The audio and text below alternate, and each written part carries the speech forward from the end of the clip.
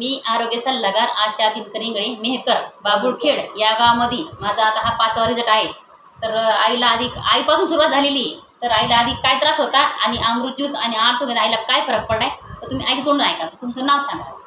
परवाबाई खोकले. जोरात बोला. हां परवाबाई खोकले. हां तुमचा त्रास माझे इथले टोंगळे दुखायचे पहिले. हां नंतर शेगावले गेले हां तर पडली मी गाडी आदळली कंबर टिसलं. हां कंबर टिसलं तर मला 3 महिने पट्टा होता.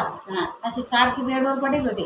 उठ बसता काहीच करता येत नव्हतं मला. म्हणजे तुम्ही खुर्चीवर बसला असायच्या म्हणजे खाली तुम्ही अजून बसल्याच नव्हते. 3 महिने लगे बेडवरच आणि मग त्याच्यानंतर 4-5 महिने खुर्चीवर. हां आता हे औषध घेतल्यापासून मी 2 घंटे खाली बी बसू शकते. मांडी मांडी घालून बसते. टोंगळे दुखत नाही.